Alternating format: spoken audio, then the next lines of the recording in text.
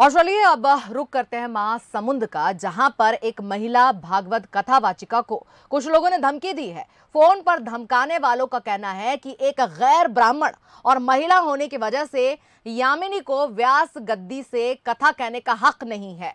10 साल से भागवत की कथा कहने वाली यामिनी ने इस धमकी की शिकायत पुलिस से की है। महासमुंद जिले के सिरगिड़ी में 20 से 27 मार्च तक भागवत कथा का आयोजन हो रहा है। इस आयोजन में यामिनी साहू भी कथावाचक हैं, लेकिन यामिनी को कुछ लोगों ने धमकाते हुए कहा कि वो छोटी जाति से हैं और एक महिला भी हैं, इसलिए वो भागवत वाचन नहीं कर सकती हैं। 15 तारीख को लगभग 9:30 बजे के आसपास मेरे पास फ़ोन कॉल आने शुरू हुए और फ़ोन में उन्होंने अपना नाम भी बताया। किसी ने अर्पित पांडे बताया, किसी ने रुपेश दुबे बताया और किसी ने रामेश्वर पंडित बताया। ऐसे अलग अलग लोगों का फ़ोन आया और उन्होंने कहा कि हमने आपका एक कार्ड देखा है श्रीमद् भागवत महापुराण का, और ये तुम क्या कर रही हो, तुमको अधिकार नहीं है, तुमको किसने अधिकार दिया व्यास गद्दी पर बैठने का, तुम स्त्री होने के नाते भी उस गद्दी पर नहीं बैठ सकती। और उन्होंने धमकी दी कि हम अगर तुम कथा करोगी तो मंच में आएंगे, तुम्हारा अपमान करेंगे, तुम्हें मंच से उतारेंगे, उन्होंने ऐसा कहा। तो आपको बता दें, देखिए ये भी एक अलग जो है चेहरा समाज का नजर आता है, जहां पर समाज के कुछ मानसिक रूप से विक्षिप्त जो लोग हैं इस तरह की बातें करते हैं। महासमुंद में एक महिला भागवत कथावाचिका को कुछ लोगों ने धमकी दी। आपको बता दें, ये पहली बार नहीं है जब यामिनी साहू पहली बार कोई कथावाचन करने जा रही हो, बल्कि 10 साल से वो भागवत की कथा कह रही हैं और करती आ रही हैं। और चलिए अब आपको सीधे हम इन्हीं से ही बात करवाते हैं। हमारे स्टेट एडिटर आदित्य नामदेव इस वक्त यामिनी साहू जी के साथ मौजूद हैं। चलिए उनसे भी जानते हैं कि क्या सोच रखती हैं वो भी इस तरह के समाज को लेकर। क्या कहेंगे आप आदित्य जी?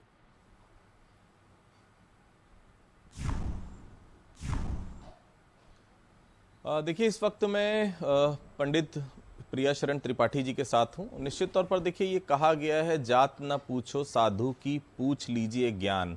तो शायद उस पे हम रहें तो शायद ज़्यादा अच्छी बात होगी, लेकिन जिस तरह से चीज़ें नज़र आ रही महासमुंद में, जो माहौल ख़राब हो रहा है पूरा प्रदेश का, ये कहीं नहीं कहा गया शास्त्रों में कि आप स्त्री जो है वो भागवत नहीं कर सकती या स्त्री जो है व्यास गद्दी पर नहीं बैठ सकती। इस विषय पर बहुत ज़्यादा ज्ञानी मेरे साथ मौजूद हैं, मैं उनसे सीधे बात करता हूं, पंडित प्रिया शरण त्रिपाठी जी से। त्रिपाठी जी, ये नई बहस जन्म ले ली है कि महिला जो है वो व्यास गद्दी में नहीं बैठ सकती, महिला जो है वो भागवत नहीं कर सकती। कितना शास्त्र सम्मत ये सही है या गलत है, या केवल और केवल माइलेज लेने के लिए या फिर इस प्रकार की चीज़ों को बढ़ावा देने के लिए किया जा रहा है?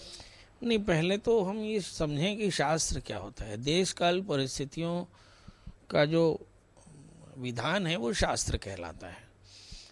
तो शास्त्र में तो बहुत सारी चीज़ें पहले नहीं रही थी जिसको आप अभी करते हैं। जैसे हमारे यहाँ एक जाति परंपरा है, तो मुझे नहीं लगता कि इस पूरे देश में किसी प्रकार का भेदभाव है। आप श्रीमद् भागवत की कथा करते हैं, पर मैं थोड़ा सा पीछे चलता हूँ। हमारे यहाँ जो अध्यापन कार्य करते थे वे ऋषि परंपरा में पले। अब ऐसी स्थिति में जितने स्कूलों में पढ़ाए जा रहे हैं उसमें तो सभी जाति के बच्चे हैं, सभी जाति के टीचर हैं। तो हमारे यहाँ जाति परंपरा को खत्म हुए तो सालों हो गए, इसलिए अब इस तरह का कोई विवाद मुझे दिखाई नहीं पड़ता। पर एक बात इससे आगे मैं इतर बोलूँगा, क्योंकि मैं इस विषय पर थोड़ा ज़्यादा भी जानता हूँ, और ज़्यादा जानने की वजह हम लोगों ने एक आंदोलन किया था शराबबंदी का, जो हमने भूतेश्वर महादेव से शुरू किया था, गरियाबंद से।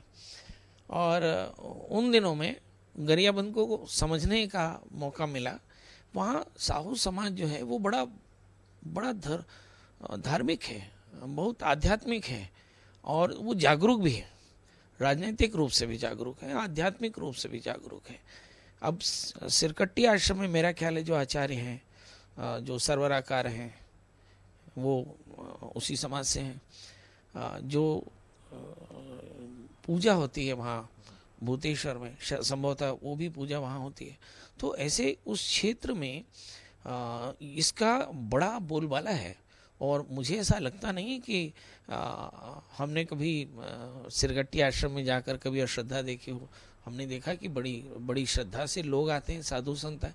हमने तो मेरा ख्याल है कि जो यहाँ राजेशी महंत थे, महंत हैं राम सुंदर दास जी, उनके साथ जा कर के बैठ कर के उनके साथ बड़ी चर्चा भी की और उनके सामाजिक आंदोलनों में, हमारे सामाजिक आंदोलनों में उनका बड़ा हाथ रहा। हमने भूतेश्वर महादेव से किया, वहाँ महिलाएं बड़ी थी और इसी समाज की थी। तो मेरा कहने का मतलब था कि ये जाति परंपरा केवल अध्ययन या स्वाध्याय से नहीं। यामिनी जी भी मेरे साथ फोन लाइन पर जुड़ी हुई हैं।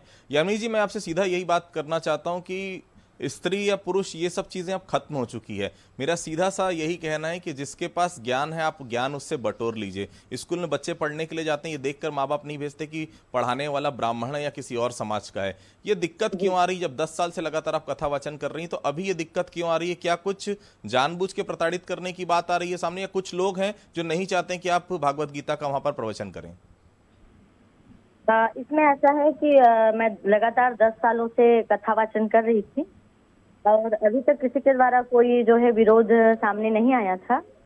और अभी इस जो 20 तारीख की कथा थी उसमें कार्ड जो बटे, वही कार्ड जो है वायरल हुआ मीडिया के, सोशल मीडिया के माध्यम से। उसके बाद मुझे 15 तारीख को फोन आए और कुछ लोगों का विरोध आया जिनको मैं नहीं जानती, कभी उनसे मैं मिली भी नहीं हूँ। कुछ नाम है, कुछ नंबर है, बस इतना ही है मेरे पास जो है।